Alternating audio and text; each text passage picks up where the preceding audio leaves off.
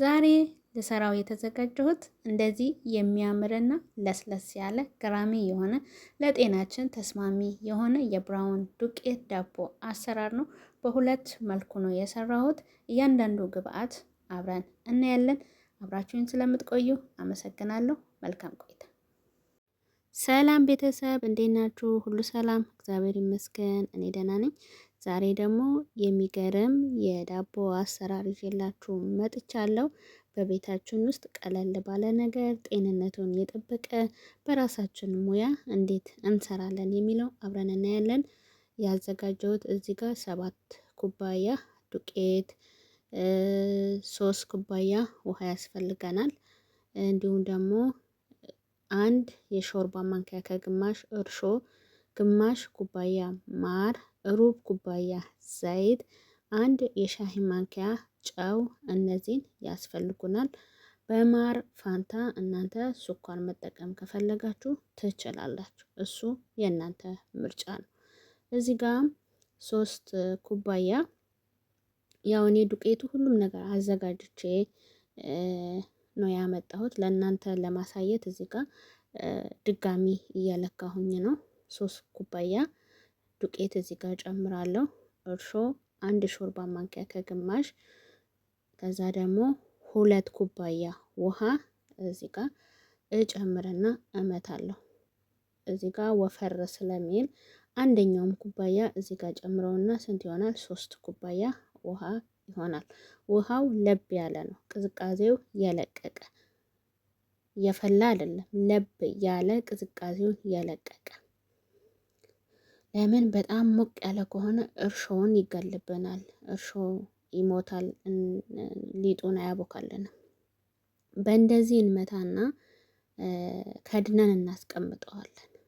3 ኩባያ ዱቄት ከ3 ኩባያ ውሃ ጋር እንዲሁም ከእርሾ ጋር እንደዚህ በጥብጠን ኩፍ እስከሚል እናቆየዋለን። 20 ደቂቃም 30 ደቂቃ ይሁን እንደ ያላችሁበት ቦታ ሙቀት መጠን ማለት ነው።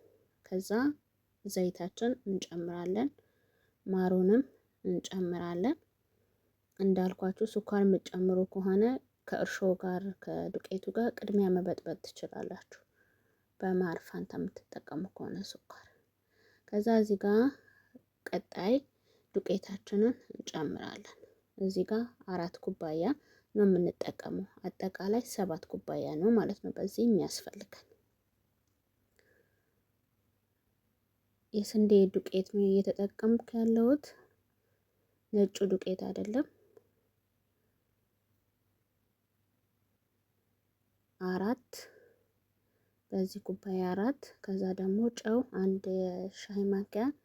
ከዛ በኋላ እናደባልቃለን።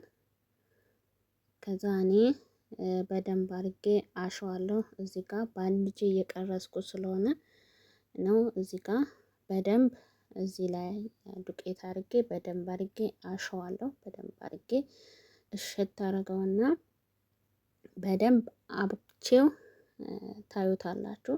ያው ለእናንተ ለማሳየት በዚህ መልኩ በአንድ እጄም ቢሆን እየሰራሁ ነው። ከዛ በደንብ ደግሞ ሰርቼ እመለስላችኋለሁ ማለት ነው። ይሄው በዚህ መልኩ በደንብ አብኩቼ እንደዚህ ከላይ ዘይት እናደርግና ኩፍ እስከሚል እንጠብቀዋለን። 45 ደቂቃም ይውሰድ 1 ሰዓትም ይውሰድ እንደ ቦታው ሙቀት ይወስነዋል ማለት ነው። ከድነን እናስቀምጠዋለን። ከ45 ደቂቃ በኋላ በዚህ መልኩ ኩፍ ብለዋል። ከዛ በኋላ እዚህ ምንሰራበት ላይ ይሄ ያው የታጠበ ነው። መጀመሪያ ከመስራቴ በፊት አጥቤዋለሁ በደንብ አድርጌ። ከዛ እዚህ ላይ በእጃችን ልኬት መለካት እንችላለን። ብትፈልጉ በሚዛን መስራት ትችላላችሁ፣ ያው የምግብ ሚዛን ስለሚኖር ማለት ነው። እነዚህ አሁን የበርገር ዳቦ የምሰራበት ነው። ትልልቁ ደግሞ ቀጭኑ ወይም የዳቦ ረዥሙ ልበለው፣ ረዥሙ ልሰራበት ነው። 6ቱ ደግሞ ክብ የበርገር ልሰራበት ነው። ረዥሙ ደግሞ በዚህ መልኩ እንደዚህ አድርገን እንሰራዋለን። በዚህ መልኩ እንሰራዋለን። መጠኑ እናንተ እንደየፍላጎቱ በጣም ረዥም ማድረግ ትችላላችሁ። እኔ ከሰራሁትም ማሳነስ ትችላላችሁ። እሱ እንደየ ምርጫችሁ እናንተ እሱ ምርጫ ከኔ አሻሽላችሁ መስራት ትችላላችሁ። ያው ሙያ ስለሚያድግ ከአንዱ አንዱ እየጨመረ ስለሚሄድ እናንተ ጨምራችሁ አሻሽላችሁ መስራት ትችላላችሁ። እኔ አንዳንዱ አራዝሜዋለሁ፣ አንዳንዱ ትንሽ አድርጌዋለሁ። አንድ አይነት ብቻ አልሰራሁትም እና በእንደዚህ ካዘጋጀን በኋላ ለተወሰነ ሰዓት ብድግ እስከሚል ድረስ ድጋሚ ወይ ለ15 ደቂቃ ከድነን እንጠብቀዋለን። ከዛ በኋላ እናንተ የፈለጋችሁትን ዲዛይን ማውጣት ትችላላችሁ። የፈለጋችሁት ብትፈልጉ የዘንባባ ብትፈልጉ እንደዚህ ሰንጠቅ ሰንጠቅ ማድረግ የፈለጋችሁት ዲዛይን ማውጣት ትችላላችሁ። በጣም ቀላል ነው። ብዙም ይሄን ያክል ጊዜ የሚፈልግ አይደለም እና እንደዚህ አድርጋችሁ ቅርጽ ማውጣት ትችላላችሁ። በጣም ትወዱታላችሁ።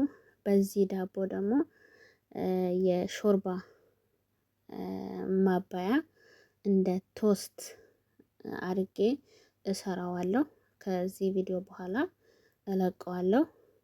በነጭ ሽንኩርትና በቅቤ በዚሁ ዳቦ እሰራዋለሁ።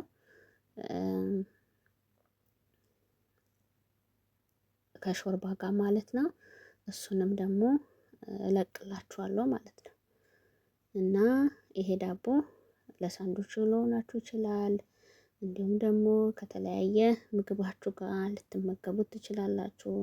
እንደ ቶስት አድርጋችሁ በነጭ ሽንኩርትና በቅቤ አድርጋችሁ ለሾርባ ልታዘጋጁት ትችላላችሁ። እዚህ ጋር በስሎ ወጥቶ እንዴት እንደሚያምር በዚህ መልኩ በጣም ያምራል። 6 የበርገር ሰርቻለሁ፣ 8 ይሄኛው ሰርቻለሁ። በ7 ኩባያ ዱቄት ማለት ነው። የሚያምር የሚገርም የሚጣፍጥ የዳቦ አሰራር ነው። እንዲሁ ከሻሂ ጋር ከቡና ጋር ከሰራችሁት ወጥ ጋር በጣም ነው የሚጣፍጠው። በጣም ያምራል። ለየት ያለ ነው። በጣም በጣም ነው የሚያምረው እና ትወዱታላችሁ ውድ ቤተሰቦቼ።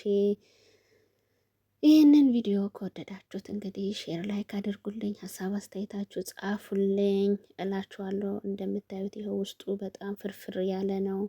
የሚገርም ዳቦ ነው። ሞክሩት፣ ትወዱታላችሁ። ከውጭ ከምትገዙ በዚህ መልኩ ቤታችሁ ሰርታችሁ ማስቀመጥ ትችላላችሁ። ይኸው እኔ እንደዚህም አቅርቤዋለሁ።